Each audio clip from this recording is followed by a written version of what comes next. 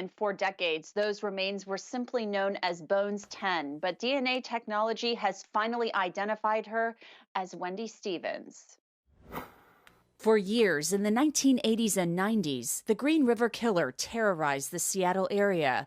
The remains of young women and girls left in wooded areas around the river. I was just a kid when this crime really first started impacting our community here. So I've seen it both growing up in Seattle, and it was seeing the work and how it was featured here was one of the things that motivated me to join the sheriff's office. Kings County Sheriff's Office Sergeant Tim Meyer said the Green River Task Force worked tirelessly to find the murderer. Gary Ridgway was on their radar.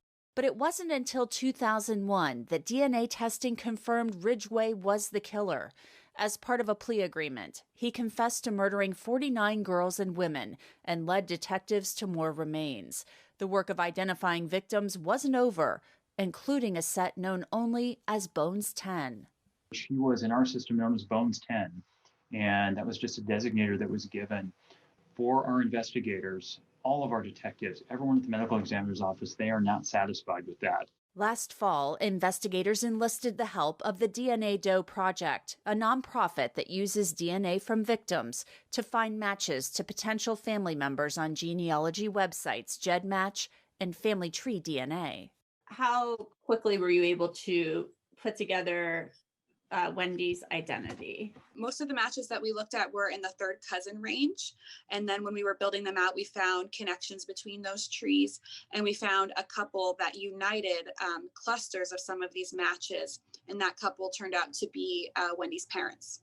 Bones 10 became Wendy Stevens, a 14-year-old girl reported missing from Denver, Colorado in 1983. She had run away from home. Her remains were found in March of 1984.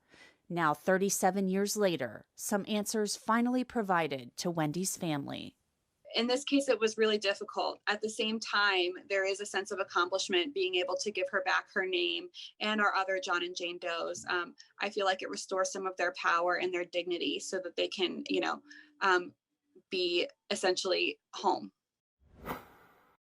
The DNA Doe Project is also working on another Green River case. That's Bones 20.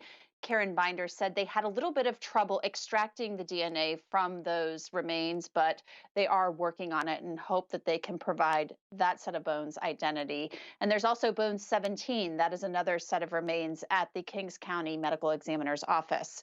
Right now, Gary Ridgway, he is 71 years old, and he is in a prison in Washington State, serving 49 life sentences. Brian. And Jeanette, is there any way the public can help with these cases? Yeah, there really are a couple of things that the public can do. This is an all-volunteer nonprofit organization, so people can donate to it, and all of that money, I'm told, goes to DNA testing, which, as you know, can be very expensive. And GEDmatch, that's one of the websites. I am told by Karen Binder that you have to opt in to allow law enforcement to look at your profile in these cases, so they are asking that people do that if they submit their DNA to those websites.